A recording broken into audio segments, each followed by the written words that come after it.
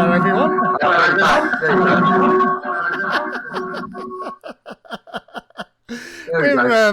Cliff's having some form of technical difficulties. Can you hear me, Cliff? Is that all right? Is it coming out loud and clear? Yes. That's good. Yeah. We'd like to leave these things right to the very last minute because if we don't do that, then it's boring. And Cliff can hear me through Twitch as well, so that's good to hear. I can hear you for everything now. You're there. That's good. Yeah. It's a start anyway. Jeez. Yeah. Audio and video on Twitch streams. It's kind of like if you can't do that part right. At least you can fly planes and make IoT tech and stuff like that. That's Well, the reason is I got myself a new toy today. Oh. I remember that in Flight Sim, and my God, is it awesome! The audio was coming out of there, not out of the speakers, which is why it was all a bit skewy. So, okay. My Quest decides that it wants to be, even though it's not even plugged in, it creates like a microphone, so it does often want to use that as the, which is no good to anyone, really. Let's be honest. No. Because I could never really use my sons have got Quests, both of them, and I could never really use them because they were always moaning that I'd have it and they didn't. So I bought myself a Reverb G2, which is it's taken a couple of months of waiting for one to come into stock, but system active for the UK importer. I've got one from there, and it's absolutely amazing. It's so much better than the Quest. But there you go. So. Wow, impressive. And I've just had to switch your camera as well because for some reason the one on the top of this monitor decides that it doesn't want to work either. Yeah, it froze. Yeah, it's beautiful. And I'm probably a bit jerky and all sorts, but hey, these things happen. So thank you very much for coming along to IoTeaLive. This is the shambles that we'd like to talk about IoT across. We've been away for a while. This is it, you see. We've become rusty in our old age. That's what it is, yeah. We're only away for a week. Half term. I think I'm pretty sure it's 2 weeks, And funnily enough, I think I forgot to export one of the episodes, the last episode, to YouTube as well. So that's lost into the ether forever, sadly. I can't remember. And getting in there with saying that his name's Andy. So thanks for Andy. So I don't have to say TRPH. Yeah, good on you, Andy. Appreciate that because I would have been doing that. Yeah. It's Andy. Yeah. You can record Twitch twice. The podcast. Can you record Twitch twice? The podcast. I mean, plan are you playing? But yeah. Do a podcast version maybe. But yeah. Oh, you mean do the whole thing again? I suppose we could do that. Output the source video maybe to 2 streams. Yeah. There's all sorts of different things you can do. In fact, you can record locally as well. But my poor little Surface Pro 4 down there is just about coping with streaming. I think if I asked it to record at the same time, it'd just shut up shop. In fact, my beautiful Surface Book 3 can barely handle OBS Ninja all on its own, just that. Because I can see that I'm really jerky just looking at the OBS Ninja. But it really doesn't matter because that's just for Cliff to see. You're not on the output stream. I'm in Hangar 1 now. I've finally moved everything in. I've got it all sorted out. So I've got a beast of a desktop machine down there. So yeah, it's probably not even using all the cores at the moment. So so I'm out where all the tech is now, which is really good. So I can be out here and play tech. So that sounds fair. I like it. Johnny's in conversation with Johnny earlier today, which will be released on Friday. So a bit of podcast. Oh, really? Travel. And that's really good. We talked about robots. We talked about Raspberry Pis. We talked about Picos. Because it's all right next to me. We talked about the Pico. We talked about what we can do to make things in schools better for kids. So it'll be released on Friday, whatever time Johnny releases it on Friday. So definitely catch that. It was good fun. We did talk for quite a while Yeah, it was quite a long episode because we just got carried away and talked about tech and planes and all sorts. So yeah. Fair enough then. I like it. So Andy's been looking as well. Yeah. Yeah, I built a Ryzen-based machine with a Ryzen 9, or the 5900 anyway, whatever it is. Yeah, with 32 gig of RAM and 2 terabyte NVMe drive. Yeah, it's pretty impressive bit of kit. It wasn't cheap though. And thankfully, a client of mine had a spare NVIDIA 2080 graphics card just laying on a bench with no home. So it's on long-term loan until I can actually find a graphics card that I can buy where I don't need to take out a mortgage or win the national lottery. Yeah. So yeah. Nightmare. So what are we talking about tonight, Cliff, I'm just going to switch to Firefox away from Edge just to see if it, because my whole PC's just slowed down. Normally I'd do this with my phone, but for some reason audio seems to be a problem with my phone. I can't get anything to work correctly. I need your Ryzen super machine that you've built there, ideally. So I'll be back in just 1 second, Cliff. Okay. So, right. but I'll carry on speaking about what we're going to do. Yeah, I'll sing Green Sleeves. You chat for a minute. Elevate. Yeah, do it. Do it. No, 1 sec. The PC. See, I'm still here for everybody else, of course. It's just that Cliff $15 can't hear me, and he can see me talking. I card, suppose if he was to turn the Twitch audio on, then he'd be able to hear me then. But he's speaking. I'm probably speaking over top of on long-term loan from a client, which is very nice.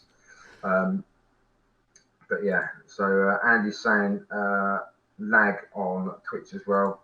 Dean's just joined us. Hello, Dean. Nice to see you again.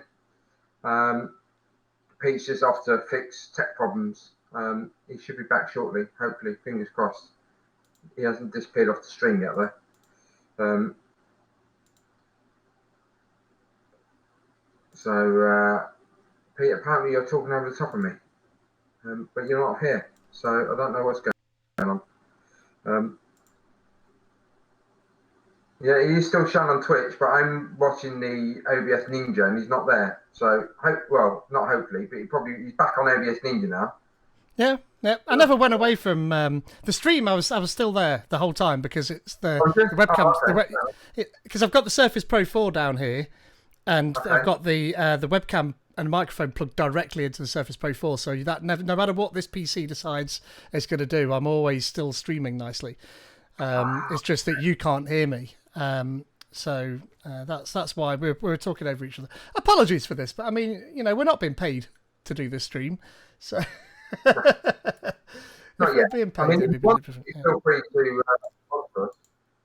So yeah, that should be a bit better. What are we talking about tonight? We're talking about shit PCs.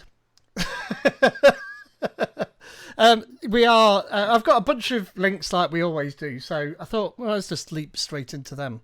So there's this. Andy's saying, Pete, use the Surface directly or via the Surface Dock because he's saying there's a firmware update.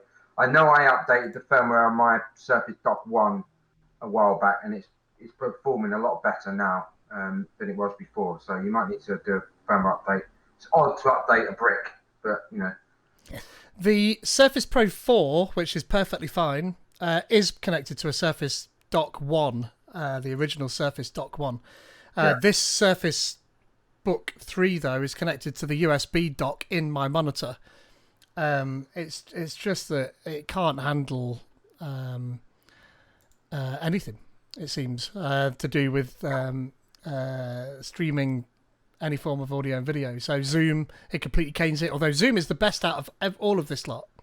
So it's entirely possible that we'll do like something on Zoom, but I use OBS Ninja to get Cliff's video feed in here, so that's why we need that. But yeah, I mean, currently, I'll just pull this down, look.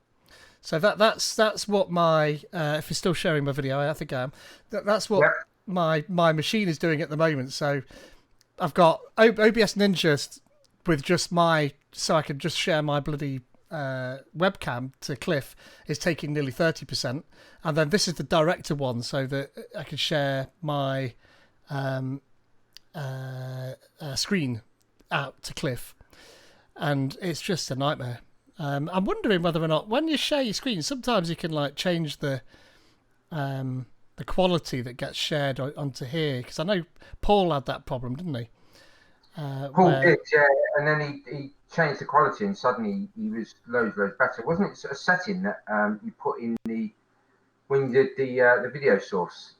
Yeah. Ninja, wasn't it in there? You when you first go in, you set the settings to something different, and it suddenly all started working. Yeah, it might be something to do with that. Paul DiCarlo, by the way, if anyone's wondering, when we was doing we was talking about the Jetson Nano, which we was doing on Thursday, Paul's screen kept freezing and he kept being very jerky, and then he changed his settings, and it all suddenly come to life and started working.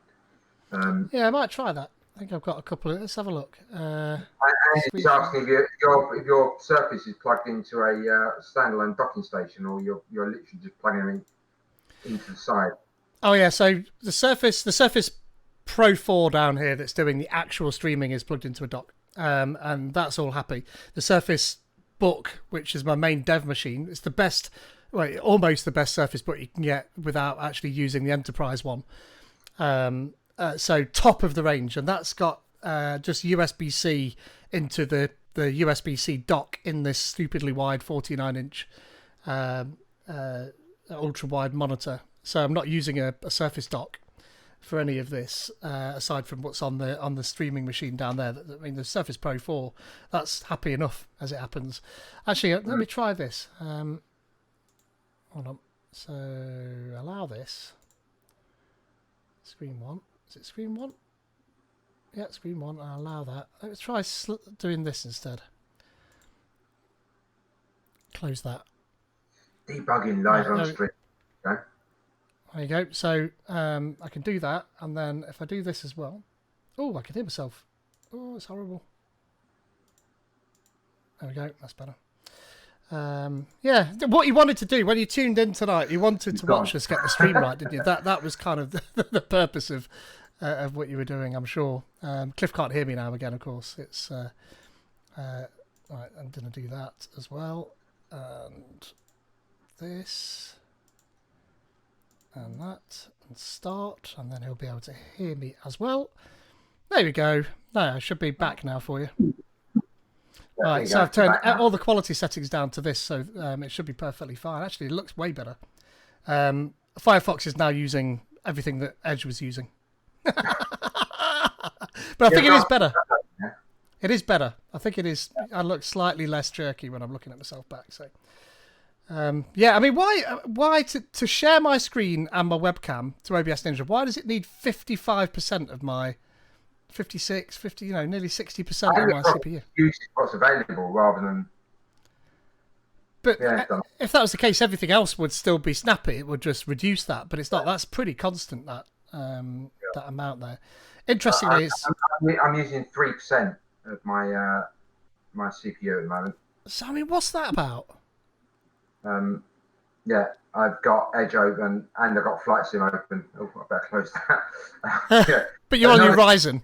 You're on your Ryzen machine. Yeah, I've got a Ryzen 9 5900 12 core, and it's a monster of a machine. But yeah, it's awesome, and I'm intending to set it up so that I'm gonna be streaming the build of my aircraft, which is on the bench over here, and I've got a camera which I'm going to set up on the ceiling, the one that I actually got for the NVIDIA stream, which is this IP camera.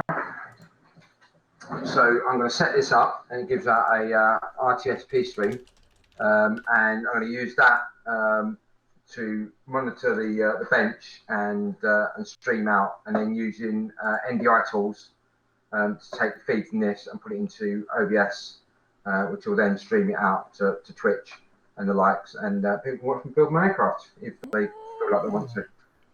But I'm doing it more not because people might want to watch me build the aircraft, but there's lots of people building aircrafts. The one that I'm building, the Sling 4, and there's lots of people having questions. about how to do certain bits. So I'm hopefully going to go along. I'll make the mistakes and then kind of correct my mistakes, and then they won't need to make the mistakes because they'll be able to see what I did, where, when, how. So yeah, that's the plan anyway. Luce has joined. Evening, Luce. How are you? Yeah, nice to see you. Hi. Maybe extensions in the browser, Andy's saying as well. I mean, Firefox this is like Virgin. I don't use Firefox for anything, so I kind of just installed it because of that exact reason. So what can I do? Can I drag this down there? So yeah, so you can see that if I maximize this, kind of not got any extensions installed in there whatsoever. So it should be as it is. It just seems to be taking up all of my cycles.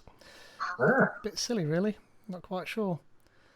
But never mind. It's all fine. We're still living. I think the stream will be okay. The only thing that might be jerky is this, but actually, even that looks okay actually. So, Cliff, you just have to put up with it, mate. I'll put it up. Fine. When my PC starts catching fire, though, that might be a problem. But yeah.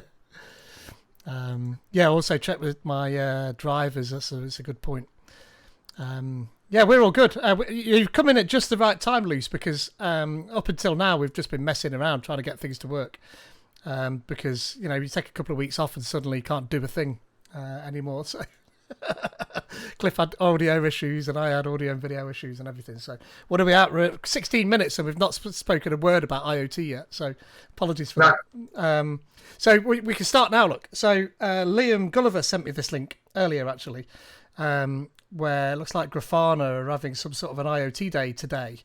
But when I went to it, it said that nothing's going to be happening for another 19 hours. So it must be that I missed it. As well. Yeah. Yeah, So, the bit of is if you go back to the the Twitter thing, scroll up a little bit, it says Grafana for planes. And I was like, yeah. ooh. So I missed that bit. I was like, oh, I want to know what that is. Yeah. So planes didn't get me, but planes did. But yeah, like you say, it's you click through to it and it says another, I can't remember what it was, a lot of hours. 19 hours. And then if you scroll down, it then said day 4, and I was like, what? So it really didn't make sense to me. Yeah, I think it's because this is the IoT day of many days. I think it's actually on for like a week, basically, as far as I could work out. It said somewhere on one of these things, it was like, it was on the previous page, actually. But yeah, it's Thursday the 17th, Wednesday the 16th, Tuesday the 15th there. So that's for prior events. But yeah, so I was a bit confused about that. And I mean, I know that it says 9 a.m. Pacific time, but that should be about 4 hours ago, shouldn't it? Yeah. I think. Yeah. So that confused me. I was a bit disappointed. So I thought, I can have a quick look at that and see what's going on. But especially at DIY projects, it sounded right up my street. And I've never used Grafana. I know what it is, but I've never used it. So I have no idea what it is. So do explain.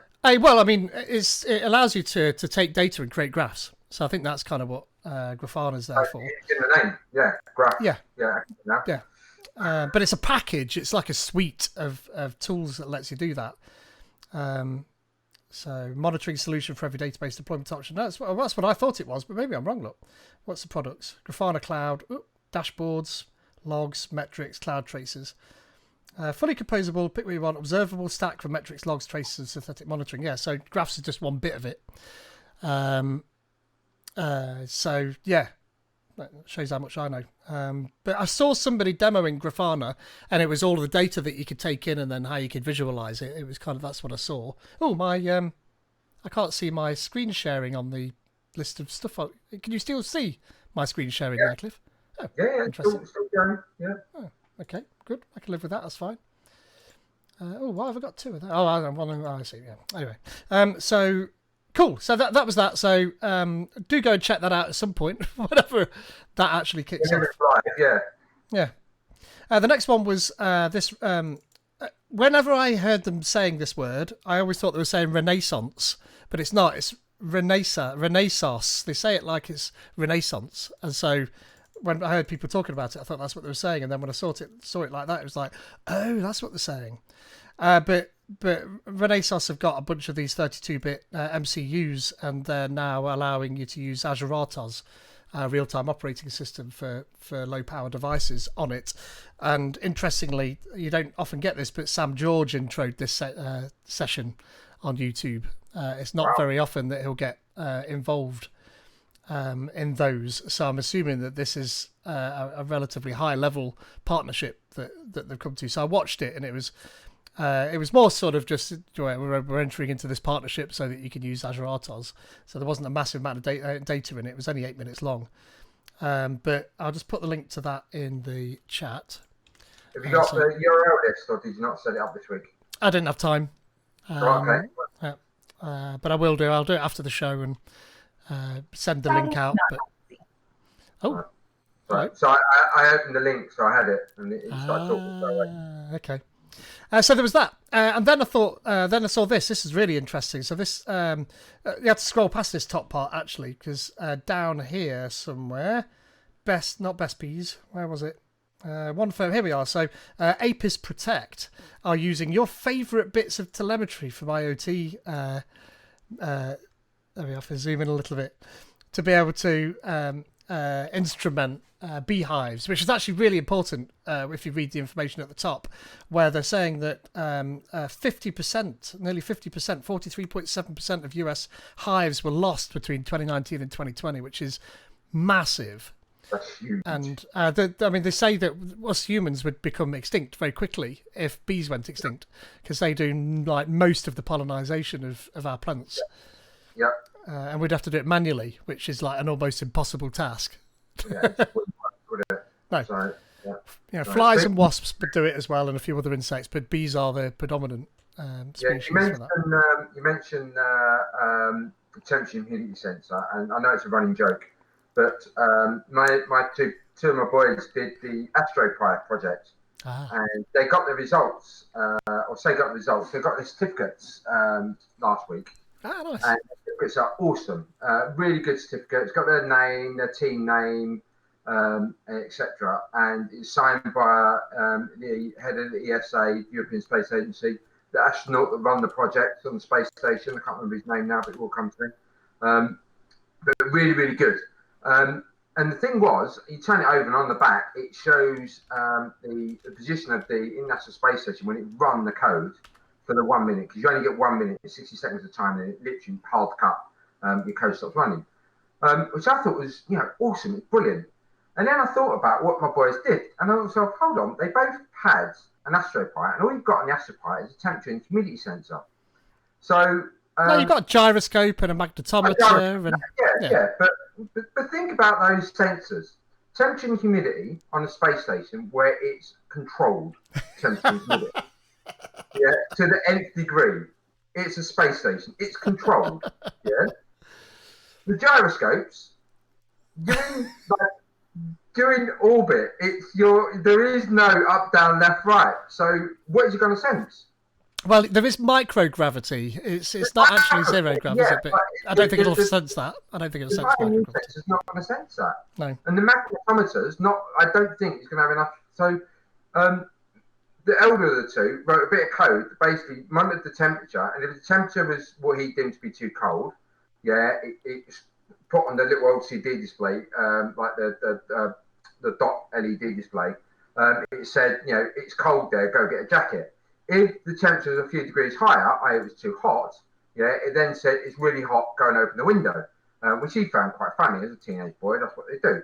But it occurred to me when I was looking at the certificates, it's like, it's going to be the exact temperature, and it's never going to change because it's a space station. It's set at that temperature. So I think the sensors they've put on AstroPi are great for on the ground, but not so good for where they were. And maybe that's why when you get a certificate, you don't get the results of what your code C did and how it run, because everyone should be exactly the same. Yeah. It was X Fahrenheit, and that's it. This is AstroPi, by the way. I'll put the link in the chat there. It is very good. They had a well of time. They spent hours writing their code and planned it and tinkering with it and running it on some Raspberry Pis I had to make sure it all ran correctly. But yeah, it's really, really good. And they got certificates which we framed and they got on their bedroom walls. So. Don't know if this is working at the minute. Oh, it is. There we are. That's working. So that's AstroPi. I forgot about the links on the screen. Doing half a job tonight. Apologies. I'm wondering though. You're using your Pico producer, aren't you? Wasn't that in the magazine recently? Yeah, I'll come to that. That's one of these tabs. That's all right. You can do that. I'm wondering though, does the temperature will change? Although you say it's controlled, I think you can only control it within a certain range, and I don't think you can control it everywhere. So I'm betting you that a window would have a slightly different temperature to right in the middle of the space station where all the astronauts are. It might be that, but I think the air is just basically it's circulated and controlled. It's going to be a climate controlled environment, isn't it? So I think maybe 1 degree either way, but it's going to be set at a certain temperature, and that's going to be it. I would have thought. I don't know. Maybe that is a tweet where we ask Astro Tim Pete the question. I like the idea. Get him on. Yeah. Or you could Google it and ruin it for all of us. Yeah, it probably won't tell us. A system called the active. Oh, there we are. The active thermal control system keeps the temperature inside the ISS comfortable for the heat collection. Happens through several heat exchangers. The temperature is keep the temperature at or around 24 degrees, allowing astronauts to work comfortably in t-shirts. 24 is quite hot for me, if you ask me. It is quite hot, yeah. 18 is about right for me. I'm happy with 18 if I'm working, like doing stuff. Yeah. Oh, okay. Maybe it's because they're not. I don't know. But yeah, 24 degrees does seem warm. It does. Well, we know all about the fact that space is hot and cold. This is proper IoT stuff now, isn't it? We're playing with National Space Stations. Yeah, perfect. How cool is that, though? But, I mean, to take you back to that, it is mega cool to be able to run your science experiments on the space station. What they also do as well is every year they pick, so I think it's 14 or 15 where you can do the AstroPi one, where they sent up like it was 9,000 odd teams. And then you've got the next one up, which is the older age group up to age 19, where they submit a project and then I think it's 10 or 20 are picked. And they are longer running projects because if you do the AstroPi, the junior one as such, you only get, or Mission Zero they call it, you only get like, I think it's 30 seconds for your code to run. And then they load the next bit of next person's code in. So your project runs effectively a minute it has to run from boot to being killed. But yeah, I'm thinking about it. Maybe they've picked sensors that are going to work really well on the ground because they do sell the kit. So maybe that's why they picked them and to get them interested. But it is very, very good. It's a cool project. Obviously, you could frame it in that on the space station, you need to make sure that you have a heavily controlled temperature and humidity. And so we're just replicating some of the sensors that they would use to maintain that constant temperature. And then, you'd then hook into that to be able to control the rest of those systems, wouldn't you? So it is applicable, but it's just the readings you're going to get, as you say, because there's already a system in place. What they really should do is put this in place for each of those students of those two things and just see what happens. I'll remind you of the fact that the temperature is too hot. The oldest said, go and open the door. That was his answer. Yeah. So, space is cold, is what he said. So, you'll get cold quick. Screen door on a submarine, yeah? Yes, that's it. Or is it a battleship? Depends if you're Biff Tannen or not. Yeah. Right. So We just finished reading and listening to audio. We read the books and then listened to the audio book for Andy Weir's new book. He's the guy that wrote The Martian. Oh, that's right. His new book, Hail Mary. If you've not read it, it's a great book. It's better than The Martian. That's what we think anyway. The three of us have done it. But the audio book, hands down, the best audio book I've ever heard. Just because the way, I'm not going to ruin it, but there's some music in it, and the way it comes out in the audio book is phenomenal. Really, really good book. Highly recommend it, and it's got lots and lots and lots and lots of science in there, lots of problem solving. Really, really good book. Highly recommend it. So, yeah. Now, we listen to it on the way to and from school. It's like a 20-minute drive each way. So we listen to an audio book over the course of a few weeks. So I yeah. like it.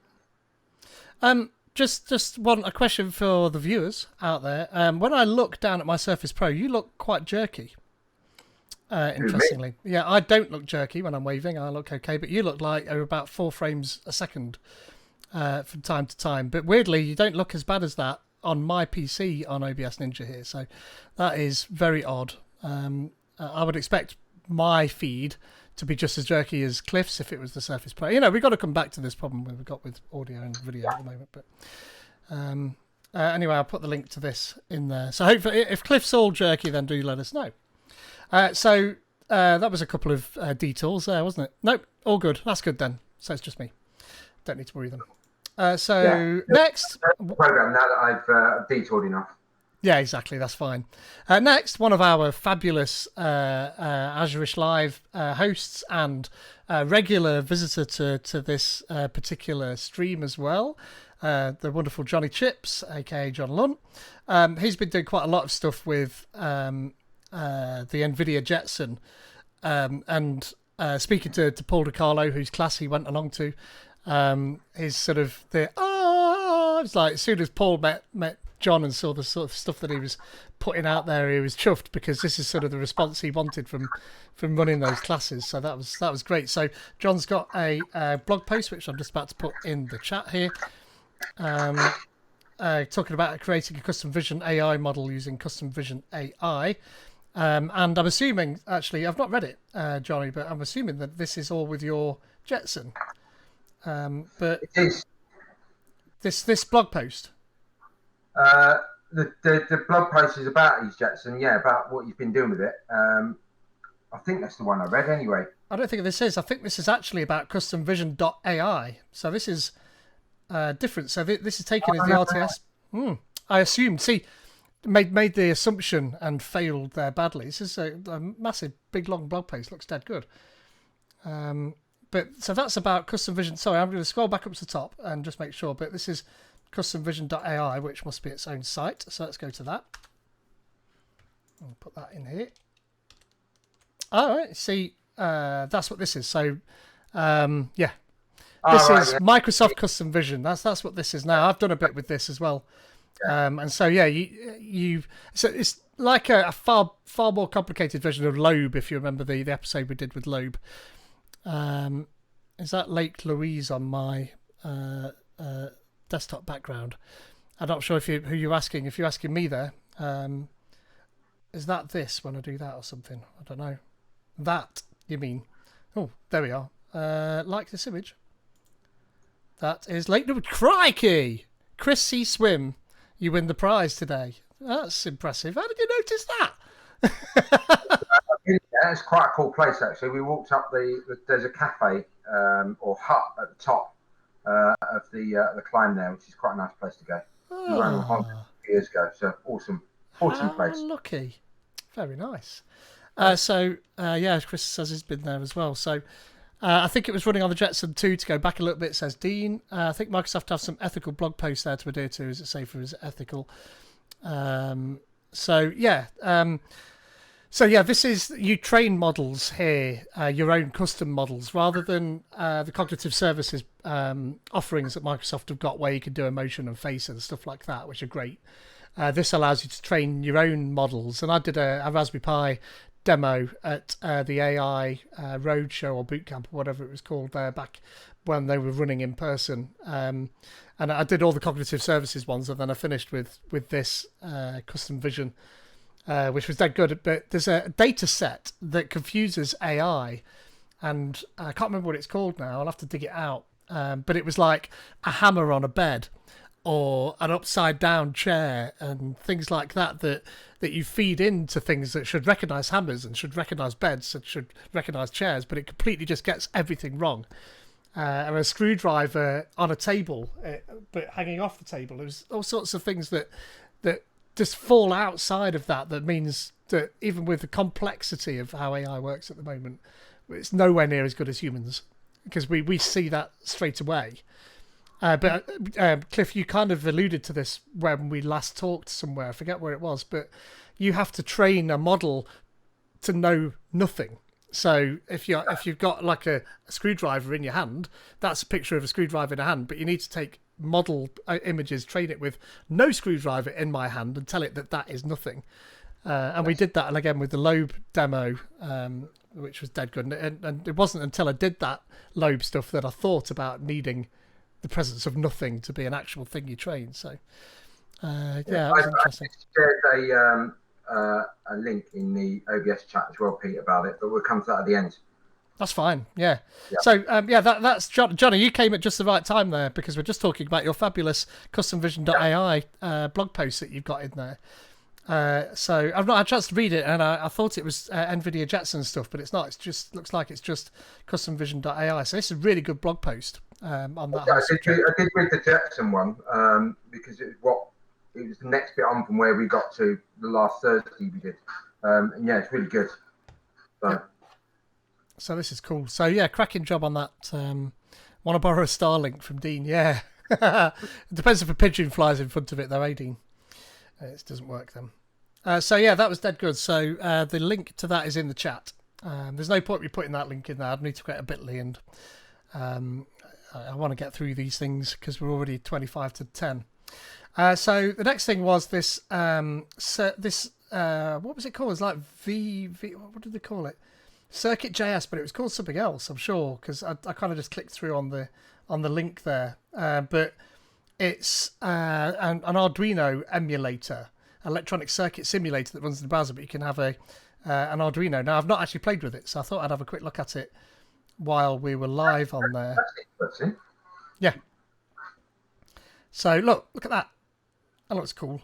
And look at this at the bottom. Did you? I mean, I don't know if you did if you did electronics at college or university, you may have used something called Spice. And that allowed you to do a very similar thing to this, where it would draw graphs out of inputs from analog circuits, and that looks very similar to this. The other one as well, it's only on Apple, is what's his name? Proclarum. Oh yeah, that's the AR one, isn't it? He's got two. You've got iCircuit and iCircuit 3D. I've used iCircuit for a couple of years now, and there's a Windows version of it as well. So I use it on Windows, and it's great for showing kids and letting kids play around with it as well. Great for teaching people how a circuit works, like a resistor and a LED, that sort of thing. But iCircuit 3D is much more fun. You get to drag things around and you drop them, and it's in a 3D simulated world. So you drop a resistor, and the resistor bounces on the table, and you can connect wires to it and stuff like that. It's very good. But this looks quite interesting. Look at all this stuff. This is awesome. So flip-flops.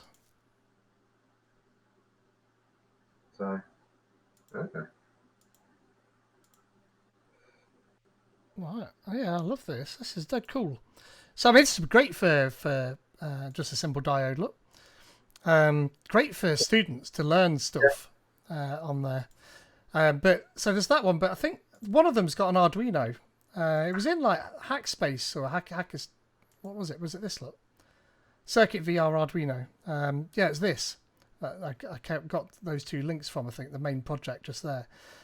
So you can stick an Arduino on there somewhere. You can with iCircuit. With iCircuit, you can stick an Arduino in, and then not only can you stick an Arduino in, but you can then also code it. So you can write a simple bit of code. It's not fully functional, but it's functional enough that you can actually get it to turn on the GPIO, turn it off, that sort of thing. So it's really, really good, actually. What was that? Sorry, what? Called iCircuit. Oh, okay, yeah. I'm just getting you I'd have to complain to Frank Kruger, because his site's not secure. Oh dear, he's let the HTTPS thingy lapse. There you go. It's iCircuitapp.com. Let's stick that iCircuitapp.com. Hold on. Yeah.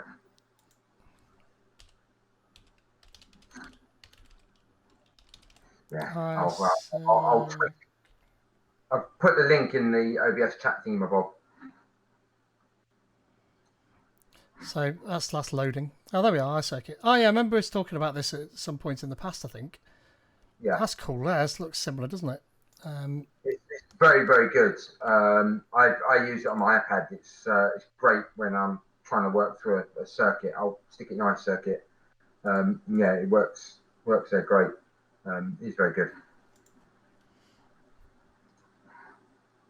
Circuit.js demo. Think. Oh, there we are. So this must be a Arduino one. Look. Yeah. Do-do-do. Yeah, all right. Yeah. Yeah. And there's a bit of that. So run. Compiling. I didn't spot that there for a second. There we are. So pin 8. And then pin 9. And pin 10. Oh, that's quite cool. Yeah. It doesn't save this, apparently. That's what they were complaining about in this extra or whatever it is. One little bit. I mean, it's doing some pretty awesome stuff. Exactly. Yeah, exactly. Cut and paste it out into Notepad if you want to save it. Come on. Yeah, that's exactly what they suggested you do. So that is this one here. So I'm just pasting that. AVR8JS. I'm assuming actually it's an AVR device, judging by that. But this is going to be... Loads of those.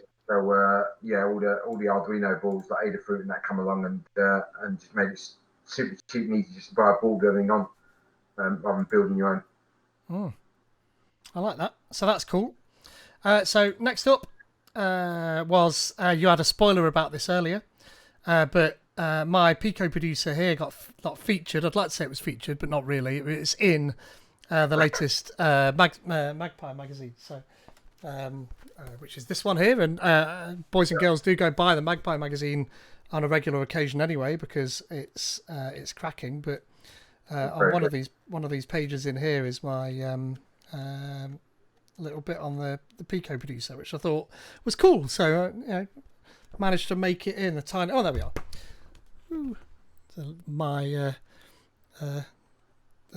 bit in there, so it would be cool to write a full write-up for them. I think that would be quite a cool thing to go. You contact them? No, I replied to their. Well, I sent this out and said, "Look, I'd love to make a full article about it, but I've not got time at the minute anyway." So, but yeah, it'd be a good idea. I might as well send. I'll send them a letter with a self-addressed envelope. Yeah, PO Box 1, Magpie Avenue. Raspberry Pi Towers, I think they call themselves down there, actually, don't they? So yeah, that's quite cool. So you can download Magpie magazine after you actually buy it, but it's just a great cause. You're supporting STEM education in schools when you buy that magazine. You're obviously also supporting the Raspberry Pi Foundation, who do a lot of altruistic work. So go buy the magazine and sit there on the loo and read it or whatever you want to do. It's fine. So next up was these. Did you see these? Look at that. I love them. These little keycaps. Hey, Johnny and Dean. Yeah, they're really good.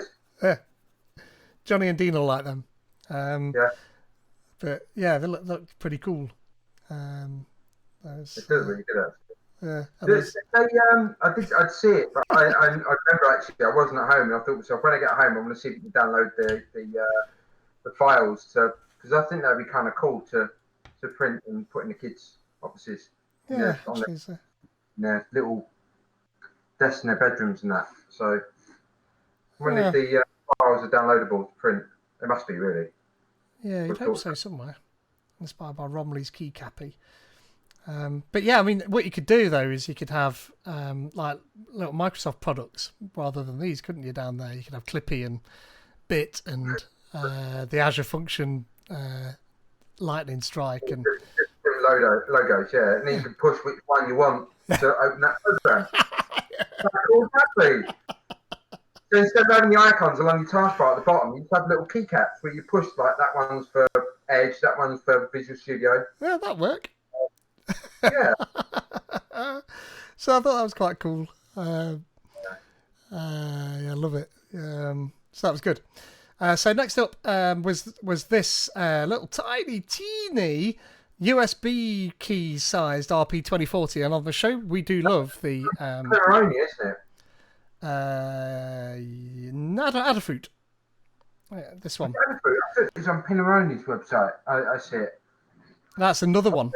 In trader fruit stuff, I know, but I thought it was their own one when I see it. But yeah. Yeah. So no, this is a tiny little one, and looks, it's a 2040, which you can now buy the chips as the individual chips actually for £1 each, I think, can't you? Which is quite cool. So Trinky measures just 1 by 0.7 inches, 25.4 by 17.8 in metric. Designed to slot straight into the USB port for programming. So I like that. I think that's really cool. That's very cool. Because you've then got the power of the RP2040, which is quite a powerful little chip. Yeah, very cool. Mm-hmm. Yep. So that was good. So let me just stick the link to that in the chat. There we go. In you go. That's that. So that was quite cool. I'll take that off there. And then there's this Nano 33 BLE Sense, which was actually, I'm not quite sure where the link was, but somebody had trained. It was an Edge Impulse model to be able to recognise voice from this thing. And actually, I think the particular thing they were doing was recognising when it was loud and noisy in restaurants. I'm not entirely sure why they wanted to do that, but they used this device, which, if I scroll down... Probably to call the COVID police and complain. Yeah, maybe. It's loud and noisy, therefore there's too many people. Look at that, Cliff. Oh, it's beautiful. Oh. Oh, come on! It does light, colour and gesture as well, though, yeah? And a okay. microphone, which is what they were using there. So, and a 9-axis measurement unit. So, nine. You did quite a lot with that, really. Yeah. You did quite a lot with that. And inbuilt accelerometers, IMU, that's quite powerful. There's legal issues re-sound, says Andy as well. So, the problem is I forget what it was now. I'm annoyed because it should have come up there, but either way, that was that. So that was interesting. And then there's this PGA 2040, which is sadly out of stock now, but a minimal RP 2040 breakout board wrangled into a pin grid array with 8 meg flash and a maximal dash of retro style, whatever. Retro. That's how you spell retro, is it, these days?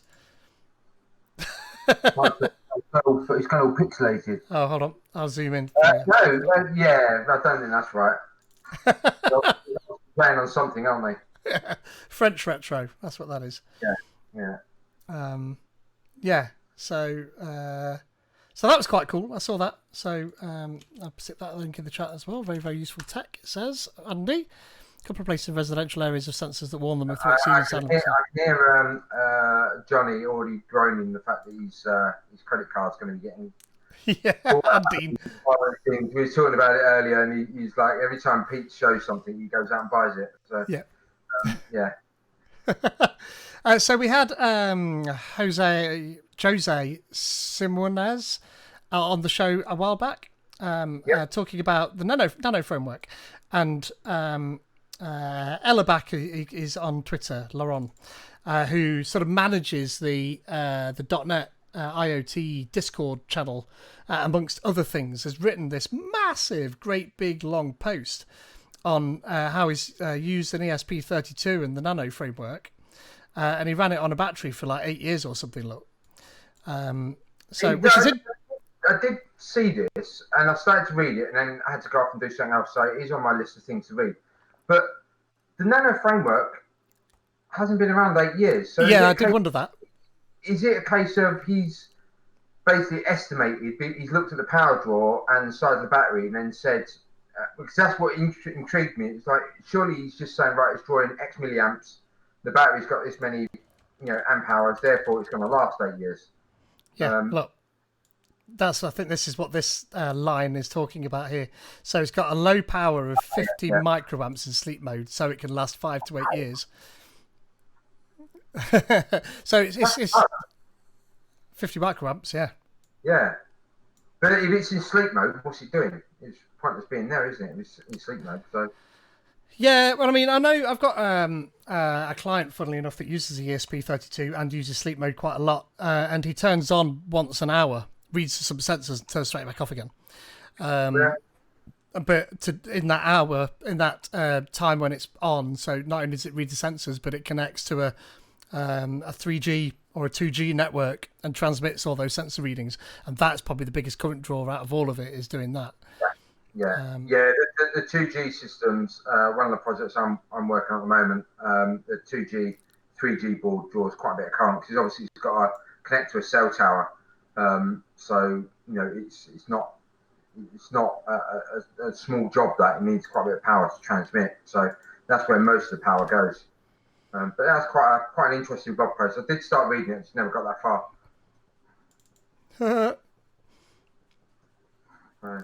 Know what that device does, don't you, Cliff? Yes. There's a theme tonight, isn't there? So how many different temperature and humidity blog posts can I wind Cliff up with? When Cliff becomes mayor of this town. It's not that. I don't mind temperature and humidity. Some projects it works. Some projects you need to read temperature and humidity. The bit that gets me is the ubiquitous hello world for IoT is to blink an LED. Step 2 is to read temperature and humidity and do something with it. Blink an LED, display it on an LCD display, send it to the cloud. There's never a step 3. There's never anything beyond that. So whenever you look at blog posts that talk about IoT, whenever you look at any training that talks about IoT, as far as it ever gets is a temperature and humidity sensor, and if you're lucky, they mention a servo, and that's about it. Yep. And for me, it is so much more about IoT, so much more, and it's that kind of next step that I think we need. That's why I hate the temperature and humidity sensor. I think we need to move beyond them and have a different sensor that does something different. But yeah, anyway, I digress again. No, it's a completely valid point. I don't know what that looks like. When I went to college, there was something called an Emma 2, and it didn't look too dissimilar to that. A9 and your C5. Yeah. I want one because it was a fantastic learning tool. It was you could download the schematics and build the bloody thing. The schematics and everything, all the source code, all of that. I wonder if TMOX got any. Oh, sorry, TMOX, the computer museum at Bletchley. Bletchley, yeah, not Bletchley Park, but the history, the computer museum that's behind Bletchley Park. That gets no support from Bletchley Park, even though it's the computer museum. Mm-hmm. But I wonder if they've got any, because they've got some BBCs, haven't they? BBC Micros and that they're looking to rehouse because they have no storage at the moment. So looking for someone to look after their BBCs for them. But yeah, I wonder if they've got any. Surely Eben Upton would help them with that. Think. Oh, interesting. But that board looks quite cool. Not quite sure what that is. So it's a whole. So that's one board. That's a different board, isn't it? This is the same blog post. Yeah, this is all the same blog post. Yeah. Oh right, okay. Oh, what happened there? Scroll down. Oh, here we are. Look, one of these progress is this. Yeah. Orgpal.com. Orgpal. Field service technology. Yeah, it's quite a big ARM processor in the middle of that, isn't it? Yeah. Well, not that one, but this one. Yeah. What is it? It doesn't actually.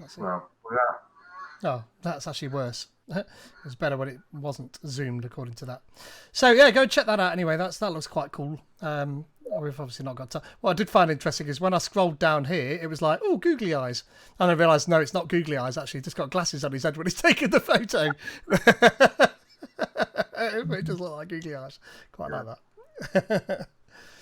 But yeah, and also check out the Nano framework as well because Lauren. Awesome. I've been meaning to play with it, and it was on my to-do list this week, but I've got nowhere near it so far. Even dug out a couple of ESP32s, but I've yet to play with it, sadly. Yep. So what's next? Next is speeding along. Not that. So meetup on Thursday. We've got Dr. Mike Pound of Computer File fame. He's a Nottingham University lecturer, as it happens, which is like 10 minutes. Well, not 10 minutes, about 25 minutes up the road from me. You've done it again. I'm going to be airborne. I'm flying to Dallas. I'm not on the ground. I can't watch it. Starlink. Borrow Dean's Starlink. Stick that on the top of the plane. Well, no, we have Wi-Fi on board the aircraft. We're just not allowed to use it. Damn So it! as crew, we're not allowed to use it. Can't you So like go for a sleep upstairs like this yeah, for an hour? yeah. So I'm really annoyed that I'm going to miss that. It'll be recorded. This will be recorded, but come to the real Yeah. event because if you can. There's It's going to be. never the same. You can't ask a question when it's recorded. No, you can send me a question. I can ask it on your behalf. But you're gonna. No, out of context, I wouldn't have seen it yet. So, He's going to be talking about how you can attempt to use modern computing power to break the World War II Enigma code. Now, then thank you very much, Johnny. I know you're still there, and yeah, it's not in July. On Thursday, there we are, and it's Welsh Azure that same day, and it's also Yetta's show on this channel too. So there's this a triple header of stuff to watch. Yeah, exactly. So you're gonna have to pick one, mine, and come and see that. But World War II Enigma Machine. If you don't know what Enigma Machine is, then you're watching the wrong channel anyway. But it was just an almost unbreakable code that the Nazis were using to send their communications, and there were various different versions of it as well. But sort of the one that most of the army were using had a patch board on the front, so you had a keyboard type thing and rotors inside there, and you could set the rotor positions, and you could have different rotors, and you could even set the cogs to be slightly different as well. So there was millions of different settings, and it was almost impossible. It was only by using crib sheets and then the bomb after that, which still relied on crib sheets to make that thing work and decode things. And once you'd done that, then you had the settings for the day and you were off and running. But you'd think that with modern computing the way it is, you'd be able to brute force your way into this code now, but you can't. You still can't do it. It's that powerful. So he's come up with it. He's written a bunch of Java, as it happens. that'll be why then. Yeah, that's it. But what he's done is showed how you can sort of break down pieces of it to then infer other pieces It's really cool what he's done. I can't wait to see the live demo. Everything's on the third Thursday. Yeah, I think one of us is going to have to move. Or two of us might even have to move to Thursdays. But next month's Not IoT is actually on the second Thursday. You'll be glad to know, because I'll be going away on holiday after that. So I won't be streaming. So tough. But that will be with the folks from Wilderness Labs, all being well. So that's going to be another good one to watch, and that'll be a more demo-led thing. Yeah, there you are, T-Mock. I've now got Bluetooth working. That was about 2 weeks ago. They've now finally got Bluetooth working. It looks as if it's stable. So yeah, it's on my to-do list to put an F7 board in the back of handy. Exciting. Just for funsies, but yeah, we'll see. Yeah. So.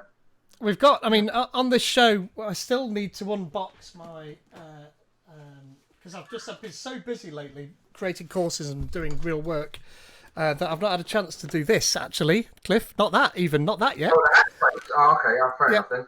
Yeah, well, we're still on the F7. I still need to unbox this and have a go with that on the show. Because, I mean, that's the very least I can do, but I need to write a bunch of blog posts about it and stuff as well. And I promise, if you're watching from Meadow, then that's why it's still here. It's not been put away. I want to do that. But Cliff's quite right. We also need to unbox the Azure Percept. So I've not touched mine, and Cliff has. But it's not going to be part of July OT, because I need to do this next Tuesday, essentially. So on next Tuesday's episode, I suggest I unbox that thing. It'll be the week before July OT, but there's nothing much we can do, because I've got to write a blog post between next Tuesday and the 1st of July to be able to help out. So next Tuesday, the 1st of July, I think it's doable. Next Tuesday is the 22nd, so that leaves me like 9 days or something to write a blog post. I think I could write something meaningful at a beginner level.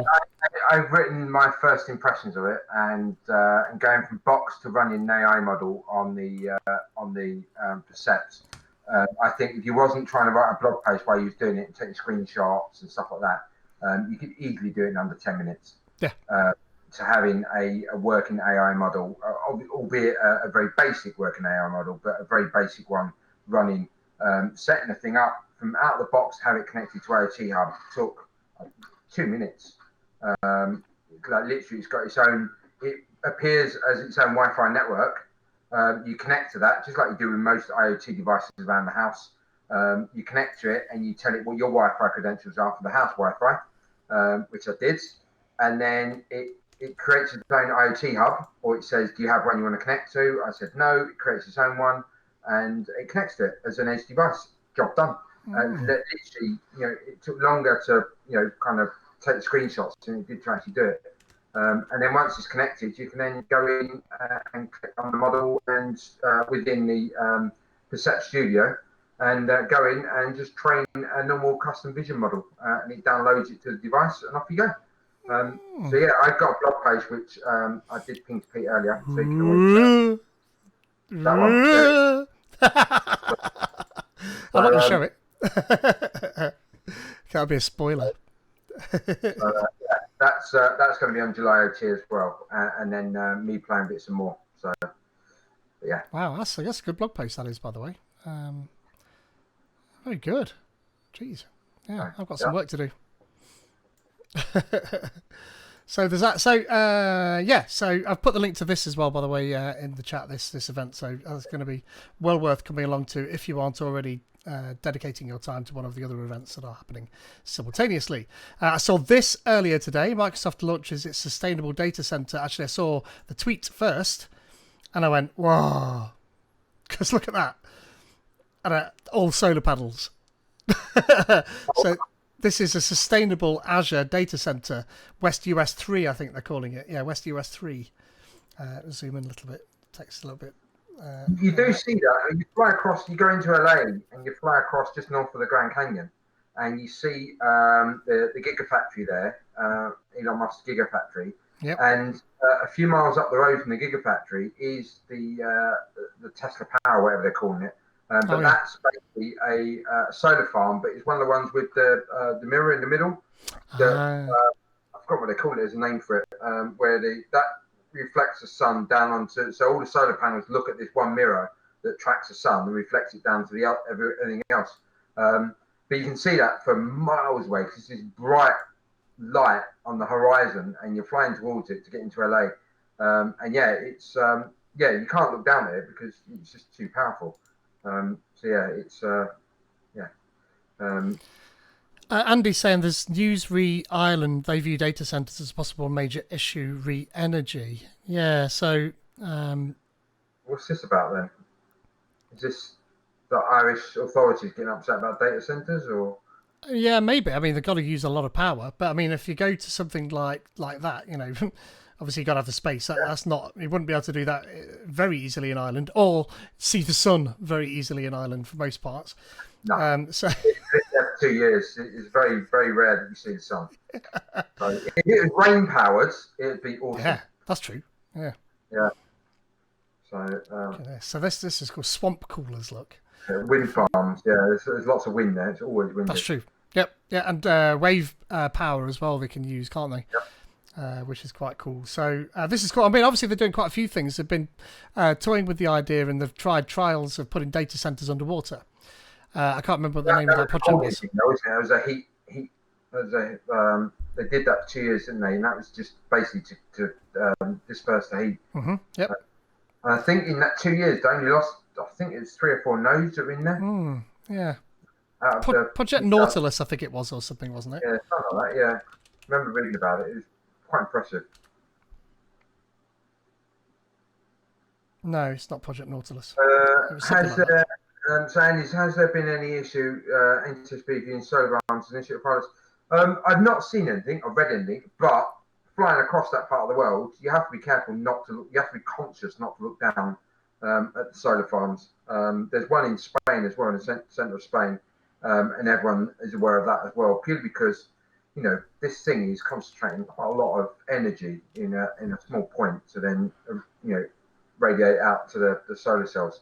But yeah, you quite often get sun glare off of solar farms on the ground, much like the one that Pete's shown on screen now. You catch it at the wrong angle, there'll be a big flash of light up towards you just because you're airborne at 40,000 feet. And it's only momentary, but yeah, it gives you that. When you look at a really bright torch catches you unawares, and you kind of your eyes go a bit funny for a few seconds. It's just like that, really. Hopefully, it's not going to cause any damage, but yeah, I'm not sure if anyone's looked into it, but yeah, if it's going to be more ubiquitous, i.e., solar farms all over the planet, then we might need to consider something. Anti-glare or something like that. I don't know, but that'll probably stop the thing from working, wouldn't it? Maybe. Just to veer off conversation back to the Percept, it's July OT next month. So this is a Microsoft event all month. The month of July will be events and blog posts and content around IoT stuff. And Cliff and I are producing content, as you mentioned about that blog post. I'll be producing a blog post, but Paul DiCarlo and myself are also speaking virtually at the Reactor about the Percept and running through sort of the same sort of stuff that Cliff has got in his blog post. But he's just sent me a message to say that, and this is likely to be like early July, and in BST as well, so like late afternoon, early July, let's say that. But he says we've got a request for an invite list for the session. So do you reckon we can get an Azure-ish crowd for this? And if the timing makes sense, can we get a list of emails so we can invite people? So if you're interested in coming along, and this is all it's literally just sent me that message now, then if you'll all be following me on Twitter, and likewise I'll be following you back, and if not, follow me anyway and just at me. Send me a message with your email address if you're interested in coming along, and I think that will then also branch out to perhaps some other IoT sessions as well. So you may well find that you'll get either exclusive or at least early access to some of these sessions if you do that. So yeah, send me a DM on Twitter, and I'm on Twitter looking. I'm hoping to see several DMs appearing while I'm doing that with your email address if you'd like to be invited along to that session and others like it. But it's going to be great. July OT was fabulous last year and the year before. All of the team get involved in it. It's a big push from all of the IoT team at Microsoft, so that which will be interesting. So moving on, something which isn't IoT related was this Markdown table extension for VS Code. Now, I do a fair amount of Markdown stuff. I tend to do quite a lot of my in-person event workshop instructions using GitHub. So I just create the Markdown in there, and I use tables in there quite a lot. But create the table's all right, but you're doing quite a lot of spacing between columns and stuff. But this thing here lets, if you've got a demo, you can tab between the columns, and it will and press enter, and it will automatically create you another row and everything. So it sort of automates some of the pain of making these. You see, that's very good, actually. Yeah. I write on my blogs using Markdown, obviously, because that's a good way of doing it. There you go. But yeah, that's a cool tool. The one that I use as well is to cut and paste for the images. So you can do a screenshot of your image, and then it's Control-Alt-V to paste it into the blog, and it puts it into the correct folder. It also puts the name of the image. So literally, you can just paste it into your blog post, and it does it all for you. That's cool. Now I'll look it up while you're chatting. Yeah, do it. Navigate to previous cells, auto format, convert the table to TSV text, Shift-Alt-T look, align the columns and align selected multi-columns at once, and format tables. So this is quite a powerful extension. Not many people downloaded it, but there's a few of these extensions, but I forget who it was that called it out to me earlier, so apologies to whoever it was that called that out. But that looks like that's pretty cool. So there's a couple of links in the actually I can paste them here, can't I? Keep it up. Paste image. It's awesome. It's absolutely fantastic as a tool. It just allows you to paste an image into your Markdown file, and it pastes it brings across the whatever's in your clipboard, images in your clipboard, puts it into the folder that your Markdown file is, and then creates the link. So it does it all for you. obviously showing the Mac key bindings there, but it's Control V for Windows. Yeah. And it puts it all in for you. It's awesome. Right, and it's how I write on my blogs now. I think Shahid Iqbal told me about it a year or so ago. Yeah, really good. I use that. I'd like to know what his repository's about, given the name of it. Look. I've never spotted that. Yeah. Yeah, I'm quite glad that it's quite a normal picture he's pasting in. So, yeah, that looks quite cool. I quite like that. Looks like config, so you can actually tell it where to put the images. That was the first thing I thought when you said that, actually. So you can configure it to put them where you want them to go, which is perfect. No one wants everything in the root.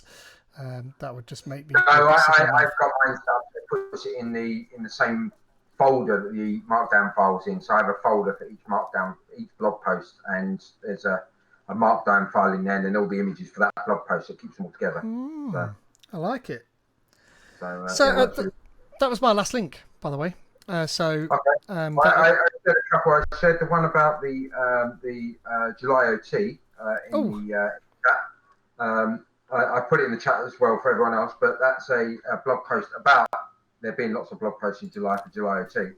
So a bit inceptionist, but yeah, it's a blog post about blog posts. And then the other one was the paste image for VS Code. July OT. So from our friend Paul DiCarlo. Yeah, friend of the show, Paul DiCarlo. And look, we'll focus entirely on the AZ220 IoT developer certification. Which I got a really nice message from Pamela Cortez the other day saying that she keeps hearing good things about my Pluralsight course, which made my day when she sent me that. But obviously, it's not just mine. On Pluralsight, there's a few of us that have been making those. And James Miller, I think his name is, and somebody, I forget his name now, and Reza. So there's a few of us that are making those courses. I am recording, starting tomorrow, in fact, the exam alert for the performance monitoring section of the OD. I've written the slides and the scripts. I'll be recording that and hopefully get that released on Friday, which would be nice because the deadline is next Tuesday, so I do need to get it done by Friday. And then I can get straight onto the Percept stuff after that, as well as all the other things I need to do in my life. But yeah, so that's that. So I think we'll probably call it a night. It's 10:10. We've had a good one. Apologies for the audio and video issues at the start.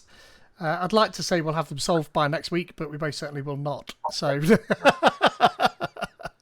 I think it turned out all right in the end, as they say. So it is, yeah. It's not too bad. You can all see us and hear us, so that's kind of the main thing. So thank you so much for getting... Did you share my Percept blog post?